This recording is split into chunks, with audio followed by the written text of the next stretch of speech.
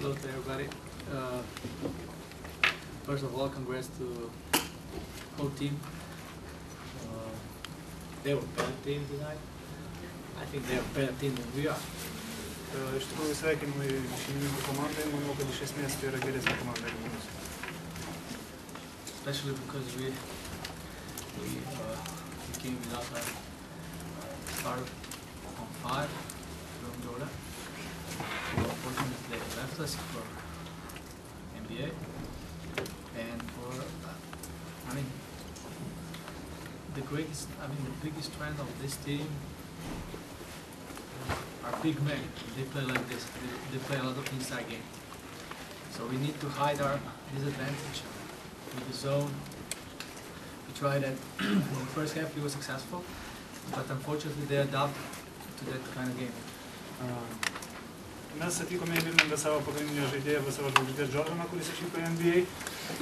Ir privalėjome prisitaikyti prie Lietuvos Ryto žaidimo, jie remiasi daugiausia aukštaūgiais ir mums teko statyti aikštės gynybą, tačiau galiausiai Lietuvos Rytas prisitaikė ir prie jos.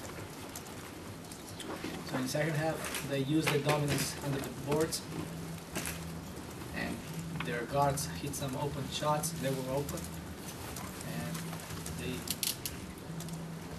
won. Ir antroje pusėje jie pasinaudojo savo dominavimu po krepšiais, kovojant dėl atšokusių kamuolių, o gynėjai pataikė keletą laisvų metimų. Jie tiesiog galėjo laimėti. For us, this game was not that important because we knew that we came through top 16. Mums šios rungtynės nebuvo labai jau svarbios, nes žinau, kad mes patekome į 16. But I think this, I have to say, great fans. We have a nice crowd here. Deserved a good game. I think we gave it. Tačiau nepaisant to, sirgaliai šitos arenos ir puikiai atmosfera reikalavo, kad rungtynės būtų įdomios ir manau, kad mums pavyko tai padaryti. I wish very best in the team in the PTB League and Domestic League and also in top 16 UF Cup, and I wish they would come as far as possible. Linkiu šiai komandai sėkmės VTB lygoje ir taip pat Eurocup rungtynėse ir tikiuosi, kad jie eis toliau.